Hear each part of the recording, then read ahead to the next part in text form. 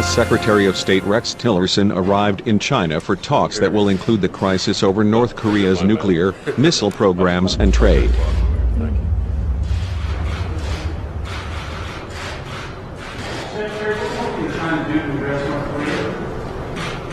We'll talk about that on my visit. I want to welcome Vice Premier Liu, the State Department. Pleased to have her with us today. And I'm pleased to have Secretary DeVos, who will be deeply involved in social and people-to-people dialogue that we'll be having today. So welcome to both of them. Thank you.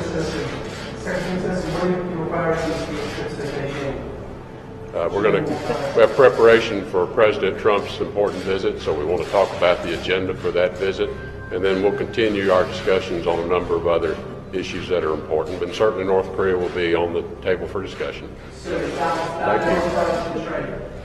Tillerson's visit comes at a time of high tension between the United States and North Korea, China's neighbor and ally, which is working to develop nuclear-tipped missiles capable of reaching the U.S. mainland.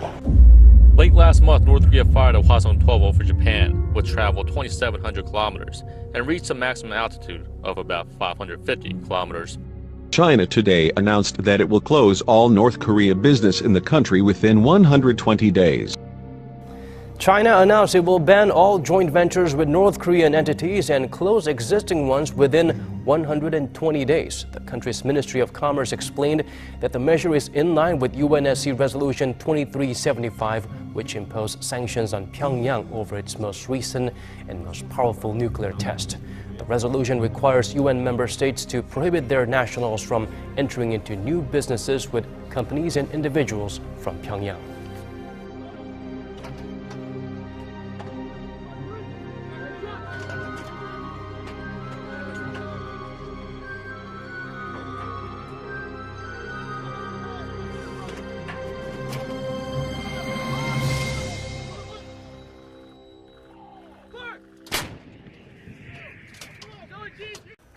South Korea held its annual Armed Forces Day at an earlier date this year. President Moon Jae-in emphasized the need for a strong military deterrent in his maiden speech to the brave men and women present at the event. Moon Gun-young has our top story.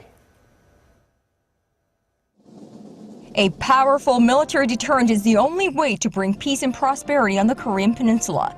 That's a message delivered by South Korean President Moon Jae-in as he marked his first Armed Forces Day as the nation's commander-in-chief and the country's 69th. South Korea's military strength was once again on display as the country celebrated its 69th Armed Forces Day. It commemorates the day when South Korea and UN forces reclaimed the 38th parallel, the line that divided the two Koreas before the Korean War.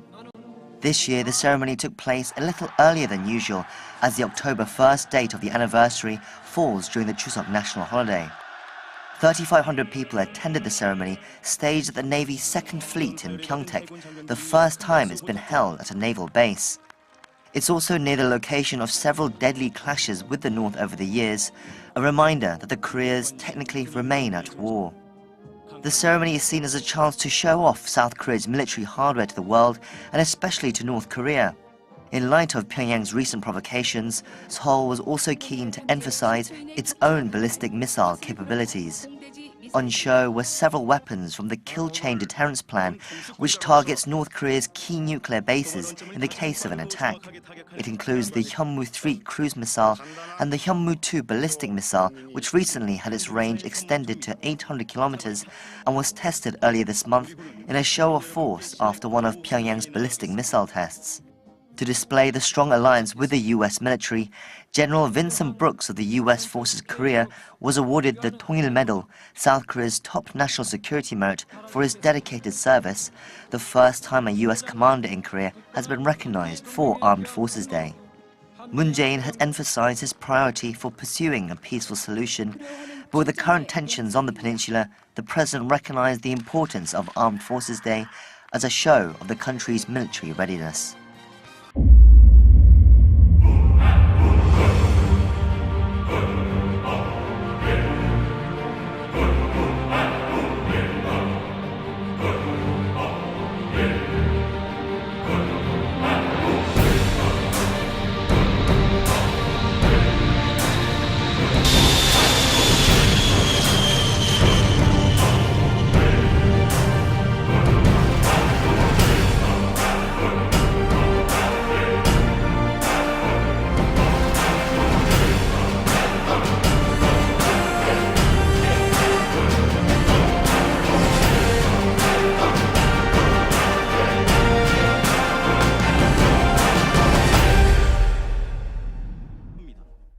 평화를 수호하기 위한 우리 정부의 의지는 강력한 국방력을 기반으로 합니다. 무모한 도발에는 강력한 응징으로 맞설 것입니다. 강한 안보 없이는 평화를 지킬 수도, 평화를 만들어갈 수도 없습니다.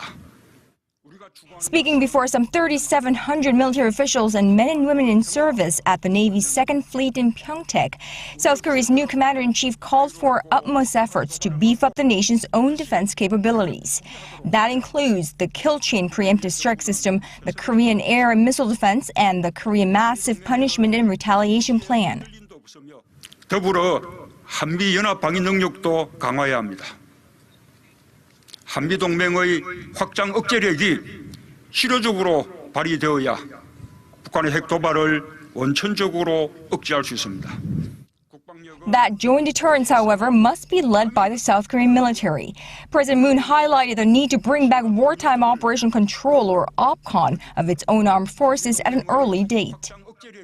우리가 전시작전권을 가져야 북한이 우리를 더 두려워하고 국민은 군을 더 신뢰하게 될 것입니다.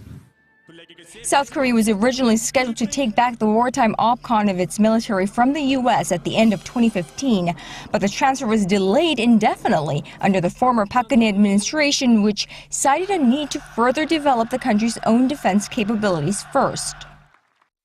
나는 우리 군이 그럴 능력을 갖추고 있다고 믿습니다. 나는 국민과 함께 우리 군을 신뢰합니다.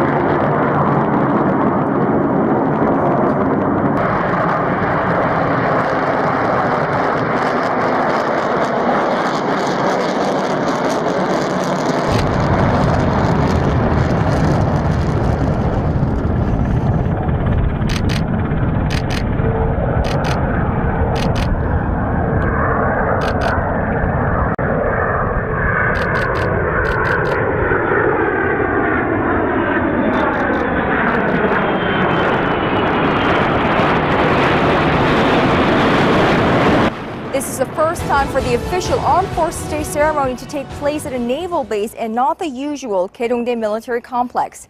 The Blue House explains the sizable venue was chosen by the president himself to accommodate all three branches of his military and reflects his resolve for a balanced growth of all three, the Army, the Navy, and the Air Force. Moon Gon-young, Arirang News, The Blue House.